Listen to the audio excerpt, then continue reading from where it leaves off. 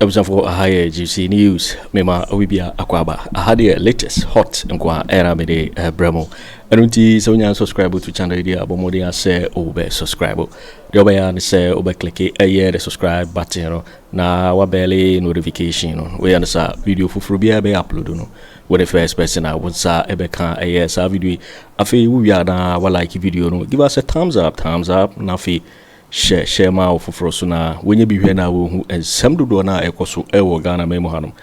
afi ye hwe ye ensem a abeto ye pono so yenti ye sa report yi a abeto dwa wo minti sankomo ya ekoso yi wo yenti na ka wo ka akwatia MP no asem Ernest you see somebody like Afenyo Markin, I don't know whether emrem you want a bit more citing for contempt. Because Afenyo Markin energy akaginamu say yamano yensu ani na de bebe bia no ono ni gina ho yensu anim say oko guarantee mo BG bill na nipa no ho ba asem a won ka ho bi enti say contempt of court wa nipa oboa no emani bu court anim tia eya Afenyo Mark na oye lawyer sa kwa ekura MP kura runaway stowaway Kweti MP on so friend who MP no candidate no on committee says them also I law enti I think Afenyo Markin need to be cited for contempt na mesa blame parliament bio etitiri ni speaker of parliament the amrani senade adwuma you don't give the person option because Ghana hani the obia ato Ghana for trim say election matters a court once a declare win an idea see that a court be overturn verdict no but as enough court overturn so court overturn and court overturn is what the MPP ni that's what I mean court overturn say NDC na win ya the MPP they are up to a trim organ no entina kitikito onim so onya so ani ina dia ka dia enti also a foolish case entina e friend court kra no onko omo make sure national security for onko parliament onko che no omo nko na nko che onye MP so ye MP a so ani in onye MP onye legitimate MP so ye MP and emrane says wonam kwa so ko parliament na so free parliament ba no parliament ye adwuma a wontimi nkonko che no oye MP onye MP adenti no onye MP onye MP in a sense that onye legitimate yanto aba ama no but yanto aba ama no a what after swearing in the yanto aba ama no enenie before okwakwo so afram se wo swan no na asem no wo court a court na ebe decide why na win election no enti that election no you decided you because the electoral commission declare results kura na say ebeye contentious na fe obi contend e that issue no court wa we wait till say court didn't ruling beba and before court didn't ruling beba no e na wudwa no kwese parliament and before wo na injunction wo ho and onye MP citizen arrest omonchiro omontwe form yes omontwe ne form enfa no ko eye minister police station ye hwe no mu make sure some bechi no we ashama MP na friend say honorable nogbe bua na yanche no na MP before free say they be almost manipulate judicial system no they can only have their way always the same way Afenyo Markin timiko Supreme Court less than 2 hours in one ruling the same Supreme Court will be timiko 4 years na onya judgment no Afenyo Markin dey timiko less than 2 hours no nyante no the thing said they can even in opposition they can manipulate and then have their way through omoboa Anno Dompreh is next asunafo can ahafo ano etwaso the Medra MP Techiman South Martina J Mensa Kosa the Medra onso di ho sankrofoni nyina mu bedwane e say nene ye anwa no watam say people say there's an jota what if e chi ho nwa no sa pepepe ye de be yo mo mako ye reset Ghana judiciary ni ye reset say eni ye boa ene ye judge yes chief justice no who said na MPP MP ya declare wanted that enke ne ya obe transfer judge no enke ne ya ko be transfer judge no en na kwa kwhye baabi because under nim yebua ena enin yebua as a CJ wono ana akwai ase no of MP a okasa basabasai Kennedy Agyapong etimi di sitting judge assistant central assistant otimi di judge atem yes citing for contempt na eni niebo a transfer judge na ye di na asem no say all man international case ni so yenso enim say Supreme Court yes cite obi for contempt the same judges no multi case ni so cite for contempt no omo an etna so decide determine omo judgment eba mon transfer we si nyanhwe edi chire edi nkasa nana yenko yensem so ense ne oswafo hwe amanebo nsem so onimanyamfo Felix kwachofo so dia beto dwase nyame adoma abosumi aye ba besim na ban ese kobodwa data nana penyimfo bu bebi se ohina ochire futuo no ena odi odwa nwoma kodwa baase na MPP aban and Akufo Addo Bawumia na omu chire futuo entunu mo odwa nwoma ekodwa baase saa be no penyimfo chirem se ohini bi tena ase nana ne tirimo oden pa darko sorry se emirwafo wo ne kromu nyina no yenku bia omutunufu ohini se wontie to mieku mirwafo a wo kru na nanso yesu enim se emfaso dia ye nya wo mirwafo ne kwakrafo ho ye futuo ye fro mu mpanimfo ma panyini ho enti ono no wo experience onim de besie na oprantie ba ko ndi wamfa ne nana no wanku no anu de kosie ye nana be kodwa baase wo bodwa data dwa kese nana atade e hye no eya aboa nwoma ene e de apam no apam ahye nana afele na wie na wo se ratade nana e be ya intimi nro se dwa nwoma na ewo a aidin ye intimi nro nana eso wa betimi aboa amo watimi awro sa odwa nwoma no obechine japadie mu na hinim no de fama ana brantie ko ne nana ho no kubisa no de nana ne nana ko sie no no ka kire nse onfa ensuo mu no ho no betimi awro okoye no koka ne sa pepepe onye di ensuo gu no ho omoye ya na roye unse odwa nwoma no ensuo kano a na ayemre so ayetro eni ntutimi ro anu ntimi roye no bisa brantie se na wunya nyansa we free hin no se nana wo ka so obi enkum na brewa no media man kum abrewa o medi ma brewa kosie ye tina mpanyimfo se ohina wo kire futuo ni odwa nwoma ekodwa baase okay Akufo Addo ba beye aban for 8 years nana wantie Ghana ni bia futuo not because wonim nyansa wono ankasa no wonim nyansa na be de akire nim nyansa wo mo eyi wo mo se Council of State na so muntu Akufo Addo for e fa no me criminals e na me ne okase baako ejina court ya confiscate na japale and Akufo Addo Council of State member na o evade tax la Bianca delete na o evade tax Akufo Addo time Council of State member na o ma debt check e de one ma check se kokko yisika o de rent ka wakoje obi dan aboso ewo airport residential na sika check wade ma de kokko to na de ko bank na bounce yenso nim say a criminal offense we mun ne to Akufo Addo fo ti wanya nyansani bia ma na ntunufo despite no lack wisdom no wansa nyansani bia ma ntunufo because na nim ohun ti no obi asuro no so obi abeka nyansa ma kire Akufo Addo Council of State ma no ntunufo kire nyansani ani wo mu na futu papa mo de ma e bi o kan se nyansani owo mu a wontimi nka se oh Debbie nana mai hwade wakoje adwuma se wonim nyansa ba obi wo ho no mu a yetu ne fu a ontie nana tie wakoje adwuma se wonim nyansa entu kotu o mampenifo ana Ghana for di tumi ama se kokotu o mampenifo ukoye na otu o mampenifo na wontie no e de na wo so wo ye wudu adwuma beto no aka kire Ghana fo yi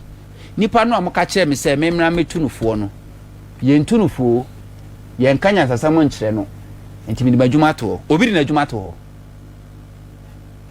what is a council of state members be complaining say president Kweku for wontie de be ka no nya no ye yente Ghana ha Akufo Addo appointed MPP serial callers any commentators communication team member e de akogu electoral commission so me electoral commissioners NDC as a political party raise the issue yenya council of state members omo be defending no woni nyansa so woni nyansa ko badwene hu say electoral commission ye referee nti nya MPP fo nkwa na qualify by yenya council of state members ebefo de Akufo Addo eye no so what it means a decision be Akufo Addo take e bia na Ghana fo hu say yankwase asem wasem agimi sema na nyansa ni mu no council of state members o mafutu no it is Akufo Addo take decision na say decision no say bi onyansa ni mu a eye futu e de ma no na say Akufo Addo no implement no say bi waye say bi agimi sema a futu fo ni nyansa they were call in many me nka so ejimi fo che da me nka no no you so west we are born me nka se we ejimi fo won kan but west we used to many oh na we say na yamaka ko na tenten west we used to no me pe se abanu to anamo na ma wanka so atina me aka ne wo be kan but ejimi several times those west wanka so atina ha me se me pe aka say ene won kan say abanyansafo aba me say ubeti me but untimi nyusu se abanda dana na monto a wotu yi aga na fo bebreji tu mu sese bi na adwene nyansa ni mu ubeti me aka but don't use adwene nyansa ni mu no because nipa na wotu no fo no afutu ade ma no de be ye ho adwuma so otu no fo pa no ni nyansa na otu na nyansa afutu a enko ye nyansa ne ama na nim tei because council of state members no mu no koko no mu no banche ye so mu ntufo enti afutuo ne beden hu se futupa president no na monto obetori njuma no esunsunsanso ena be mienhu sampa afutupa no mudi to na so manfantu no wanti afutupa nti no council of state members mirwafo ne nkwakrofo so mu age over 200 of them ewi because of Akufo Addo wonti afutuo okofa domestic debt exchange program they buy ema mirwafo ne nkwakrofo mu age ti se Akufo Addo ewuye na omuti wheelchair mu obiti wheelchair mu ebiti plastic chair mu na mo pekete e Ministry of Finance yes di owo ba kwasia wa mre said your tenor economic dialogue oh nana ye din komo this is communication this is communication they din komo this is communication let me finish and let's see whether I will be making sense or not me see enyusu west no bi nana okay where's na person me use no do atro ma me no fatu many na menkenkan ejimisem de watro too many no de watro fama me na menkenkan de watro ye nto asonko what they starting me thoughts what they starting me thoughts ye nko sa council of state me wa fon kwakrafo ya efi so munim nyansa o me kuto mampanifo no o mafutu boni o me tu Akufo Addo ene kan ofori ata nam so e ma o mafefo over 200 of them ewu ye Michael Addo Papa Kama Conference Center ye kaze onu so that so she free first time in the history of Ghana na abrewa akokra at wichem no oko demonstration because of what on one kasa ni sika eno de koboy Mahama nyansani 2014 2015 world market cocoa price call from gold equal from oil echo from yensu enim se sa na mami ensa so e na Ghana yenjina yedinya sika e de na Mahama ye sika semu ye de no Mahama before kro beko IMF so kan senche consensus wotonsa frɛ nimdifo wo mo omunim di wo sika semu wo mo asebi wo manko school kra that say kuadonko e na ono so se fridge se wusu ye Ghana ni anye bi adwene nyansa da utrim wo ye kuani wo onyansa sankofo nyina kogu senche for almost a week or 2 weeks omu nyina so adwen no mu so ayo mu to this homegrown policies say ansa na abane beko IMF no kra no wo kire say de me pese mi yenie e wo ko IMF aye fra bibi aye policy credibility se woni sika enti obi an pese obeba obosia enti wo ko IMF na beji wakagina mu na kwesa IMF afọ anyonko eni ntino obi anim se onyonko ne ojo akagina mu di a ubetua wantua kra IMF beji ama eni friend policy credibility anti John Dramani Mahama and NDC in the first term omo call consensus no kotena ase no enhihye bi omo de buy ne say ye dollar na ho ode kofom e ka ho bi ne sika sema de nti enya de kwa be na be fa so dollar na ho ode begina okay ye kra enuro bebre from anane de ba e kwan be ne betimi afa so ye nuro no ha Mahama ko yi over 600 million HMA pharmaceutical companies e wo Ghana ha including Tobinco Pharmaceuticals ema nuro na nkomo credit free India e de ba no na no mu ye nuro no e wo ha tina fe do mo mfa dollars enkofa nuro no mu ye nuro no wo ha ohun se enyama bi wo ha ye ne betumi aye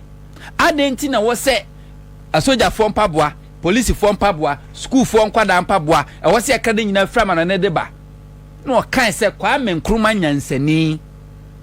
wo si factory bi si Kumasi ani afa no eye Kumasi shoe factory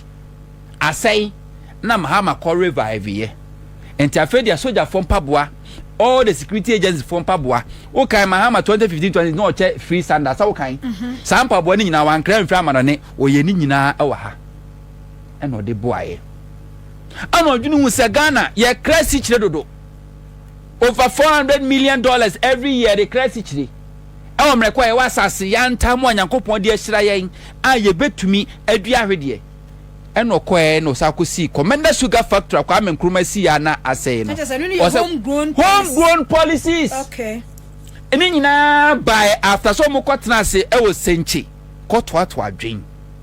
ena Mahama ekoji sika no si Commander Sugar Factory say yemfa we shase at least ye betimi grow sugar cane wa ha ye sichira ye betimi produce half of the demands Ghana ye hia enti sene $400 million ena kra sichire de ba dollars na de kra sichire ba Ghana afedi ye be kra $200 million ye kwa ni mu na ye do so na afedi ye twa so Mahama nyansani de oye no no eni ntina Mahama efra ba mu no wo ja dollar cedi to dollar 4.2 otie futu kwana kofa IMF 4 letter a omo de buy 2017 omo say because of that foundation na Mahama homegrown policies na grow ye no eno kan hu bi ana otimi service ka sesika no save ye na Akufo Addo de be share free SHS ase enyame na meka IMF go to IMF of omo website ne ko read omo statement report 2017 IMF na kai Akufo Addo a oye ohine a wo so wontire futuo sikasam ekofom a wase sika nyama recklessness ekoso no first person to Akufo Addo for John Dramani Mahama as a former president otu Akufo Addo for say enyama nkoye ukan Ghana at a crossroad 2022 ano ye Royal Sin kan say Campiski Hotel ano ka kire Akufo Addo say ebre no enye one only finance minister Kenneth Kuntunkunko Foriata obonfo wudini kromfo wanted man fugitive only na di na face so o man na monitor na onko IMF na echa na edro penisi prako na me de ne hyew so wo ye oba so na penisi wo twetwe kunu bi na ye kese a edawo awachi enti ye ntem so trebe wo ne ye gye ntem Akufo Addo tintin ahoma so obonfo a wonsua de na no you ade bra Mahama ne say he will not take moral lessons from Mahama sawo kan was say enya Mahama eni betu no fo because on ne Mahama call election ama Ghana for a mistake ato ama ne ntino enya Mahama ena obeja futuro enya Mahama ne be kire na mamuo na NPP government omonko IMF ne enko IMF china Akufo Addo anu asem no Okan 2022 eni na enu ani na nsa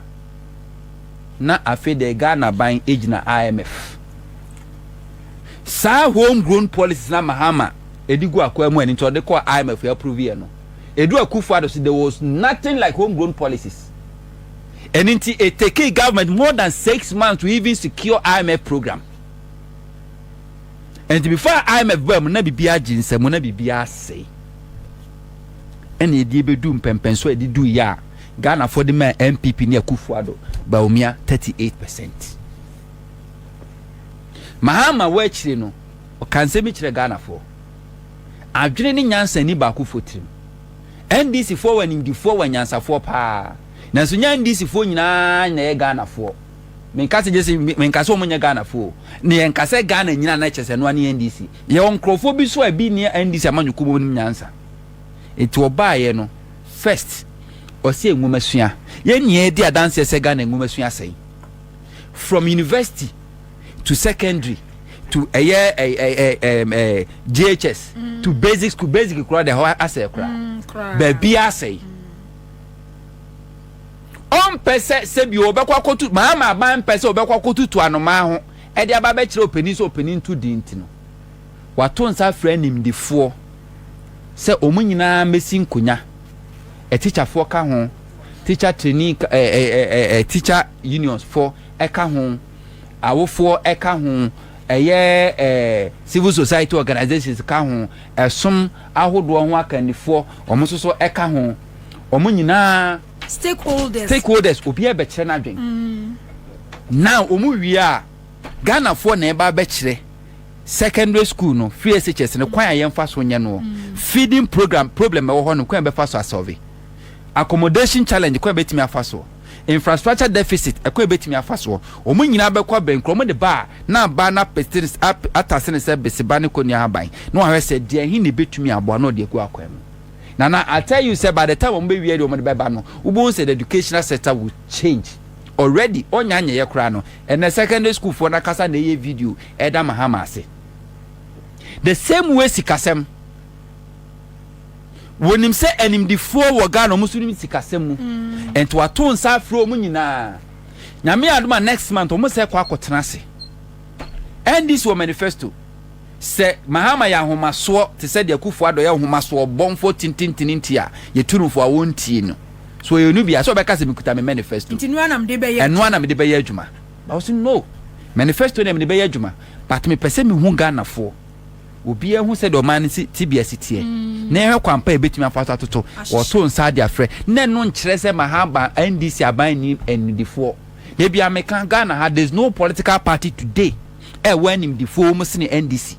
there's no political party for every sector for every discipline NDC or tone sa from by the time we be no nana Ghana sikase metimi asase regional ne naso Royal Senche consensus policies Mahamadu Bawumia homegrown policy odi Bawumia no IMF a project said by 2017 Ghana economy will grow by 8%. Inflation ebe reduce. Single digit inflation. Fantastic. Okay. Ampanya 2017 inflation de dem di 22 8%. Inflation na ti hwi te Mahama efra abamna inflation 15.3. Akufo Addo inherited inflation from Mahama 15.3. Akufo Addo timid inflation koya kokodu 53%. Twabutu 54.6%, almost 54%. Twabutu. Mahama eja cedi to dollar 4.2. Akufo Addo timid koya mani dru 17 Ghana cedis. Enumpo no se nye debt exchange program o de ba ya wo se wo mo edu o mo kawa manone o si wo ntua na nanke ne dollar to cedi nka be hia 50 Ghana cedi to get a dollar. Because Mahama IMF programs ni nyina akire no na Mahama no otua ye ka ye de ni nyina akire na Mahama sa establish fund bi na friend sinking fund say yemfa sika nkotum na ye ka hodo aye de no yemfa ntua say sika ni bi no mampeni kufo euro bond okoje ye 2007 $750 million na ye ntua no say futuo na Mahama ekoyi sika film ne edukotua ye ni nyina chira sa bof to the Ato stabilization fund say yemfa sika nto ha na Ghana sika sem no kofom a yatimi dia akrakra ye ho me sika sem wa ye na wate investment development fund say ye pese infrastructure ye pese sisi akwan pese schools na Ghana ye foto e be obia ye consolidated fund pe eno na aban sika nyina kokum entenhye da ni foto e de ye mpontudwuma enti foto soronko a sika e de betum ne de boa ye de yi akwan ye de school ye de ya asabia ye de si adwa ene na ye frɛ no ye investment infrastructure investment fund odi sika gum sa futu enyina na akabo mu sika Mahama Jawom na twam over 1.2 billion energy sector levy energy sector levy na for 5 years annual na 3 billion enti o shas 2015 no somewhere 2014 no na ehwe anim senka ba 2018 na aende nanka ewie Akufo Addo baaye no enye sika no kwa no wadi o wasadi akosia wowa enti ade ananka wo say any 2018 no eneko 2035 Mahama ekofa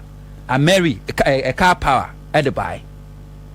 car power. An agreement was that omobenwan kan and amayen ebreso after 10 years na say ye pass ye to a ni ato ye mpom do ma de beko Akufo Addo to opposition ka say ye kankan pro ni dwirim Akufo Addo buy na ade 10 years no say wa no okwa revise no de aba for man no de 20 years now what is a car power for so 13 so mbe shut it down because I bind omoka untuaye because Akufo Addo didn't listen or hina won tire futu no wodudwan woma na bekudwa ba se de Akufo Addo edigan na de koba ni say ya won say kan de Akufo Addo tire so na Akufo Addo tire so but the truth of the matter is say in reality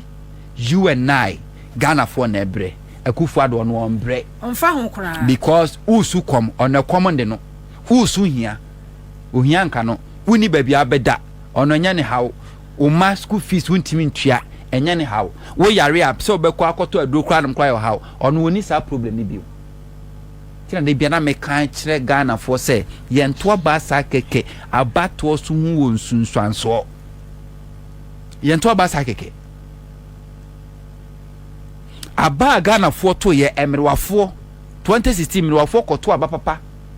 before 2016 Asante region na MPP for merwafo a omomoto omafudwene omonantema afudwene omona na MPP for emomuko demonstration even when Mahama was building KTR market na merwafo eko naked demonstration against John Dramani Mahama who thought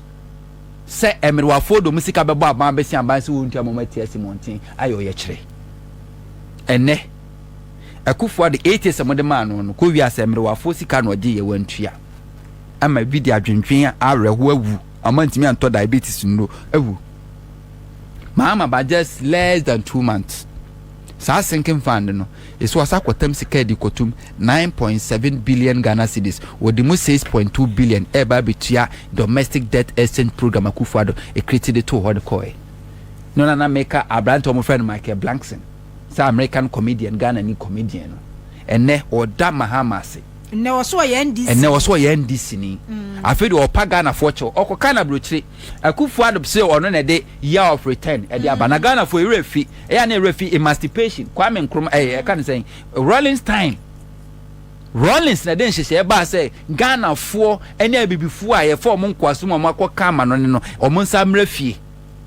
na ye mpa history mpa bakosem Rollins na hyase atamese ba beto aso Mahama to aso Akufo Addo ba no besi sadin no ye ni year of return Oko Central region ensuo no